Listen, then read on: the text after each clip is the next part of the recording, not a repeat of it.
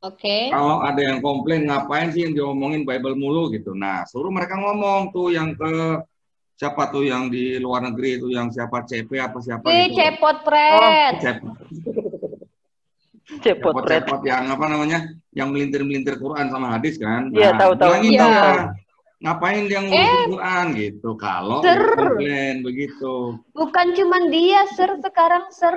Oh gitu ya. Mereka ya, Ser, saudara-saudara kita setanah air ini yang berbeda keimanan dengan kita, Oh, Ser. Mereka sudah berlomba-lomba membuat konten, kemudian oh. mentafsir Al-Quran. Bahkan mereka meyakini bahwa Isa putra Maryam adalah Tuhan dalam Al-Quran, Ser. Nah, ya udah, jadi gitu. Jadi kalau yang komplain-komplain ngapain kita ngomongin Bible, ya suruh ngaca Ya. dulu lah gitu ya. Donditan, donditan. Sudah ribuan tahun kitabnya orang Yahudi berjalan dengan baik.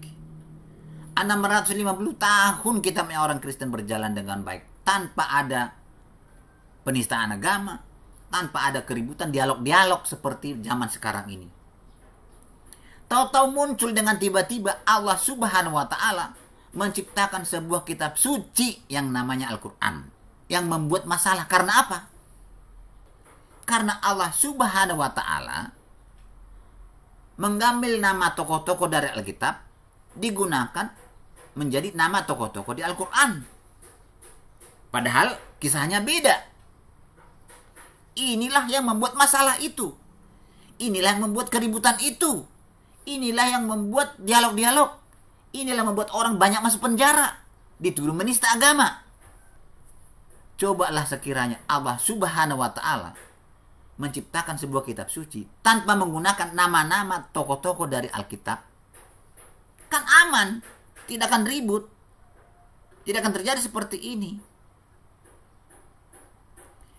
CP, saya dan orang Kristen lain itu bukan mengotak-atik Al-Quran, bukan, tapi membantah Al-Quran. Contoh, sudah lama kitab orang Yahudi mengatakan ribuan tahun bahwa Tuhan menciptakan Adam di bumi ini. Tahu-tahu Allah Subhanahu wa Ta'ala menciptakan Al-Quran menceritakan Adam diciptakan di surga. Kan jadi masalah. 650 tahun Alkitab orang Kristen menceritakan bahwa Yesus lahir di palungan dan mati di palang salib. Tahu-tahu muncul Al-Quran menceritakan Yesus lahir di pohon korma, tidak mati di salib. Yang mati adalah orang yang diserupakan. Kan ini bikin masalah. Ini yang kami bantah. Tapi kami dituduh menista. Padahal yang menista pertama itu adalah Allah Subhanahu wa Ta'ala sendiri. Menista ajaran Alkitab kami. Kami hanya membantah. Donditan. Ketahuilah bahwa tokoh-tokoh di Alkitab itu bukanlah tokoh-tokoh di Al-Quran. Yang walaupun namanya sama. Karena kisahnya beda. Kalau itu kamu yakini dengan baik, tidak akan terjadi keributan seperti ini. Tidak akan terjadi dialog-dialog seperti ini. Tidak akan terjadi penistaan agama. Donditan, saya minta dan saya mohon Donditan, berhentilah kamu mengajarkan ajaran Alkitab yang salah. Berhentilah kamu mencari-cari kesalahan Alkitab. Karena memang ajaran Alkitab dan ajaran Al-Quran itu bertolak belakang, Donditan. Kasihanilah kami, terlalu banyak kami masuk penjara karena dituduh menista agama. Padahal kami itu hanya membantah. Saya tahu, mungkin saya juga akan masuk penjara ini. Karena membantah kamu. Saya tahu. Tapi selama kamu ngomong terus, menyalah-nyalahkan Alkitab kami, menjelek-jelekkan Alkitab kami, saya akan bantah terus sampai kapanpun.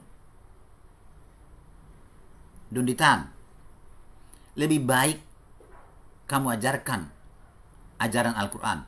Buktikan kebenaran Al-Quranmu itu supaya jangan terjadi keributan. Demi keamanan kita, demi persahabatan kita, demi kasih sayang kita, kekompakan kita. Berhentilah kamu menjelek-jelekan Alkitab.